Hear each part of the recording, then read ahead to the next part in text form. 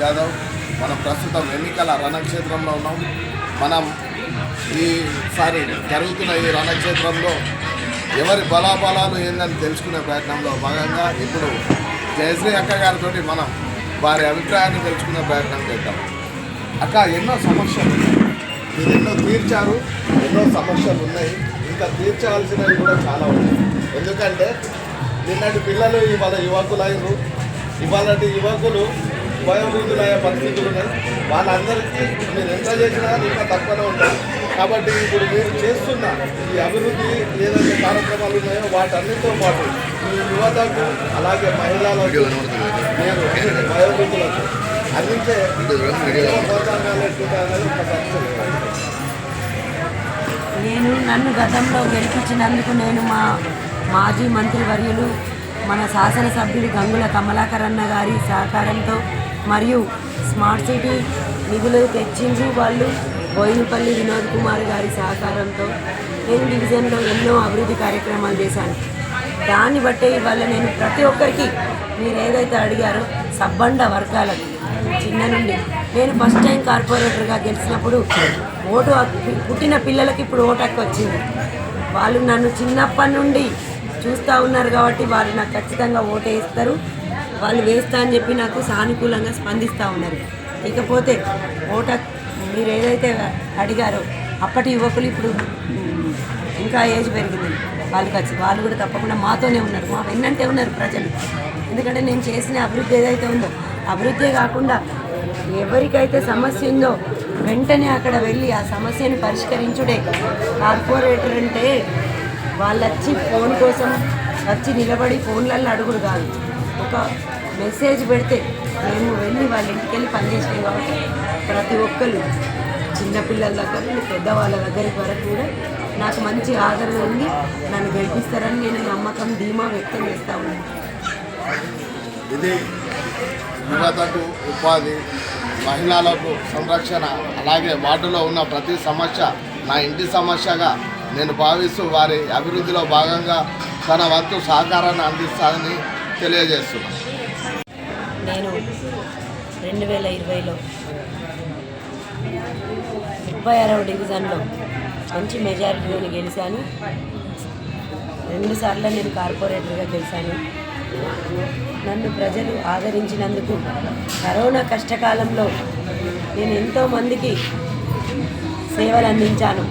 మానవ సేవయే మానవ సేవలాగా భావించి కోవిడ్తో కష్టపడుతున్న వాళ్ళందరికీ కోవిడ్ మహమ్మారి ఉన్న సమయంలో కష్టకాలంలో ప్రజలు ఎంత ఇబ్బందులు పడ్డా కూడా ఎంతమంది బయటకు వెళ్ళకపోయినా కూడా నేనే స్వయంగా వంట చేసి ఇంటింటికి వెళ్ళి ఎక్కడైతే అన్నం లేక ఉన్నారో సుమారుగా రోజు 200 నుంచి 300 మంది వరకు సివిల్ హాస్పిటల్లో కూడా పేషెంట్లకి అటెండెంట్లకు ఫుడ్ పెట్టేవాళ్ళు కాదు.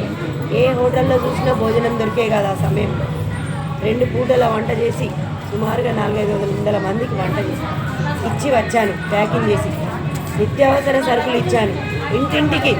ఎవరికైతే కష్టం ఉందో, పని లేకుండా ఎవరైతే ఉన్నారో.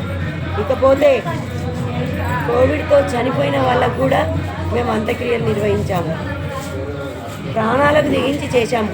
ఒక్క ఓటు ఇద్దరం పనిచేస్తామని చెప్పి నేను తెలియజేస్తా ఉన్నాను. గతంలో చూసినట్టయితే మా డివిజన్లో చాలా నీటి ఇబ్బంది ఉండేది. కోవిడ్ సమయంలో వెంటనే ఒక వాల్ ఏర్పాటు చేసి వాటర్ ప్రాబ్లం మొత్తం తీసేయించాను. వీధి దీపాల సమస్య కూడా ఉండేది, చీకటిగా ఉండేది. ఇప్పుడు చూసినట్టయితే డివిజన్ అంతా చాలా వెలుగు జిలుగులు జిమ్ముతూ ఉంది. మంచి మంచి రోడ్లు వేసుకున్నాము, నీటి ఇబ్బంది లేకుండా వేసుకున్నా. చెట్లను కూడా చాలా పెంచాను.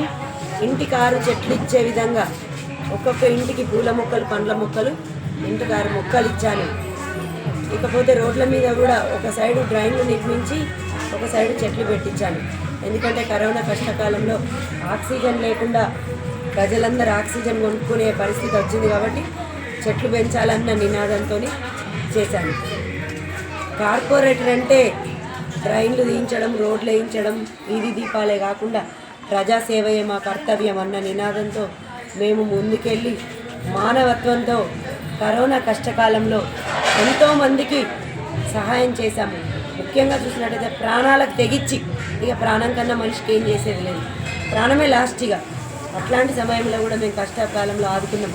మహిళలకు చూసినట్టయితే మహిళలు ఆర్థికంగా ఎదగాలని చెప్పి బ్యాంకు వాళ్ళతో మాట్లాడి మున్సిపల్ ఫండ్ ద్వారా ఒక 2 కోట్ల డబ్బులు మున్సిపల్ ఫండ్ బ్యాంకులో పెట్టించి ప్రతి ఒక్క మహిళ లక్షాధికారి కావాలన్న ఉద్దేశంతో మహిళలందరికీ కూడా లోన్లు ఇప్పించి వాళ్ళను ఏ విధంగానైతే ప్రోత్సహిస్తే వాళ్ళు స్మాల్ స్కేల్ ఇండస్ట్రీ ద్వారా వృద్ధి చెందాలని చెప్పి ఉట్టు మిషన్ శిక్షణ కేంద్రం కూడా ఏర్పాటు చేయించి వాళ్ళకు పెయింటింగ్ కూడా, బ్యూటీ పార్లర్, బ్యూటీషియన్ కోర్సులు కూడా నేర్పించి వాళ్ళను అందులో తగు విధంగా వాళ్ళకు సహాయం అందించడానికి కుట్టు మిషన్లు ఇప్పించాను, బ్యాంకు రుణాలు ఇప్పించాను.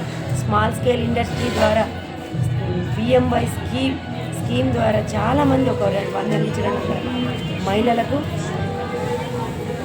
లోన్లు ఇప్పించి వాళ్ళు ఆర్థికంగా ఎదిగేలాగా ఏర్పాటు చేశాను నేను. ఇకపోతే డివిజన్ ప్రజలందరికీ నేను ఒకటే తెలియజేస్తూ ఉన్నాను, మీరు నన్ను గతంలో అత్యధిక మెజారిటీలో గెలిపించారు. మరొకసారి ఈ అవకాశం ఇచ్చినట్టయితే మీ ఇంట్లో ఒక ఆడపడుచులాగా ఉండి ఏ కష్టం వచ్చినా మంచికి చెడుకు ఎల్లవేళలా ఒక ఫోన్ కాల్తోనే సమస్యను స్పందించే విధంగా, ఇప్పుడు చూసినట్టయితే మిగతా అభ్యర్థులు వాళ్ళు అందుబాటులో ఉండరు, వాళ్ళు ఫోన్లు కూడా గతంలో లిఫ్ట్ చేయలేదు. కానీ మేము అలా కాదు, అందరికీ అందుబాటులో ఉండి ఎల్లవేళలా సహాయ సహకారాలు అందిస్తాము. మీకు ఫోన్ చేసిన వెంటనే తక్షణమే స్పందించి ఆ పనులు అయ్యే విధంగా సహాయ సహకారాలు అందించి అట్లాంటి తగు చర్యలు తీసుకుంటానని చెప్పి నేను మరొకసారి తెలియజేస్తూ, నాకు ఎందుకంటే నేను ఇంత పని చేసిన కాబట్టి నాకు ఓటు అడిగే హక్కు ఉంది కాబట్టి నేను అందరినీ ఓటు అప్పీల్ చేసుకుంటా ఉన్నాను. ఈ యొక్క 11వ రోజు జరిగే మున్సిపల్ ఎలక్షన్లో 45వ డివిజన్ నుంచి మీ అమూల్యమైన ఓటు కారు గుర్తుకేసి నన్ను అత్యధిక మెజారిటీతో గెలిపించగలరని ప్రతి ఒక్కరికి శిరస్సు వంచి నమస్కరిస్తూ ఉన్నాను సవినయంగా.